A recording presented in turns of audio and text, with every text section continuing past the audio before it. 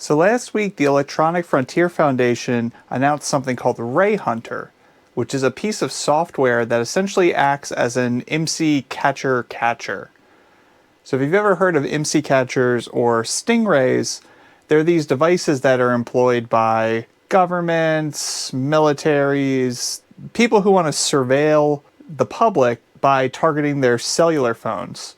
So it's something that sort of sits and intercepts traffic or creates its own sort of hidden cell phone network to intercept things. So this little device right here, this is a cellular hotspot, which you can barely make out because of that glossy finish on there. But this is an Orbic RC400L. This one is Verizon branded. It's meant for Verizon. And essentially what this software does is it'll route this Orbic hotspot and then allow it to act sort of as a sniffer for cellular traffic. So it only will look at control signals. It won't look at any user data or user traffic. And it sort of just sits there and sees if anything peculiar happens, anything out of the ordinary. And then it'll alert you through changing a colored line on the top of the display here. So fairly new software, pretty interesting concept. So you can just kind of, this was only $8 off of eBay. You could set this up, you set it somewhere in your house, and then you just walk by and you check it every once in a while, see if it found anything strange, and then you can personally go in, dump the logs, check it out, send it off. This thing isn't automatically reporting upstream to anybody. So it's all sort of on the user to figure out what they want to do with the information that this thing finds. So figured for $8, try it out.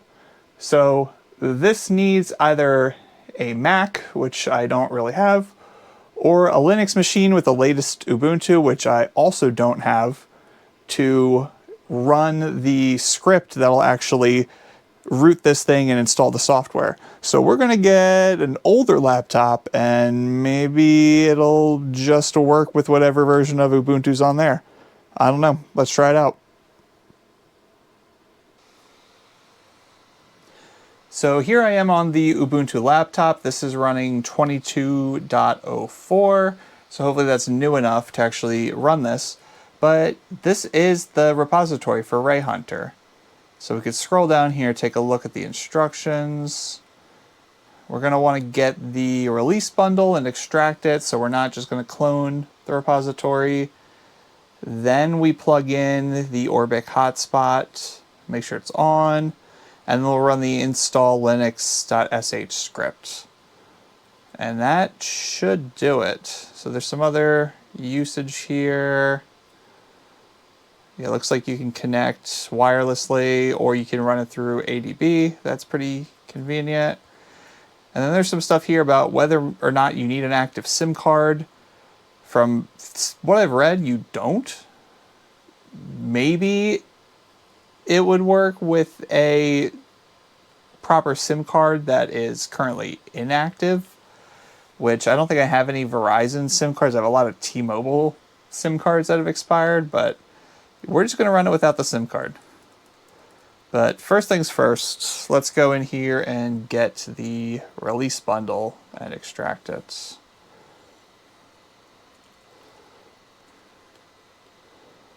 So, looks like this is what we want. Okay, now let's wget this release here.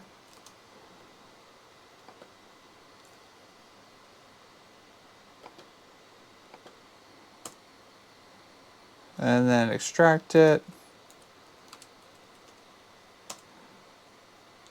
See what we got. Okay, looking good. All right, so now I need to get the Orbic device. And then I just need to find a USB port here. Turn on the Orbic, plug it into your computer, run the install script inside the bundle, install linux.sh, and let's hope it doesn't fail. So let's make that executable.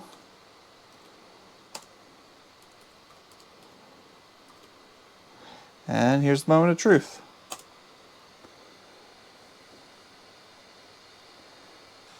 Okay, so that didn't work. I believe that version of Ubuntu was too old, so I've upgraded to 24.04.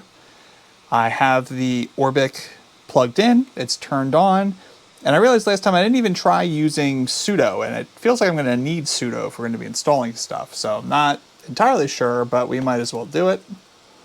So we'll do sudo bash install linux.sh and give that a go.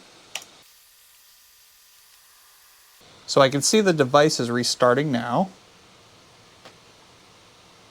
Looks like it got root.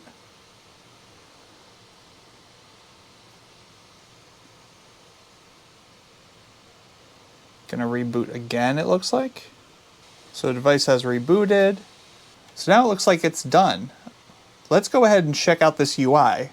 I saw there's a command you can set up in ADB that will actually do the forward so that you can have this available on localhost, but I'm guessing that this installer does it automatically, so let's try to bring it up here.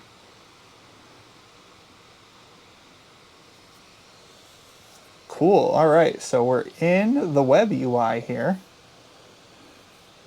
What do we have here? So now let's just report, start recording, stop recording, so I guess you can choose a specific time range to actually get recordings in.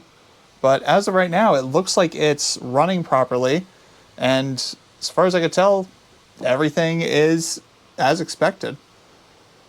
So let's let it sit there, run for a little bit, see if anything changes. So here we are about 4 or 5 weeks after that initial video, and unfortunately, we kind of have good news and bad news. The bad news is that this device didn't detect any IMSI catchers.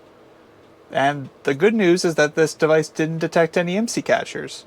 I have to tell you, I first started just running this for maybe a week, week and a half with no SIM card in it.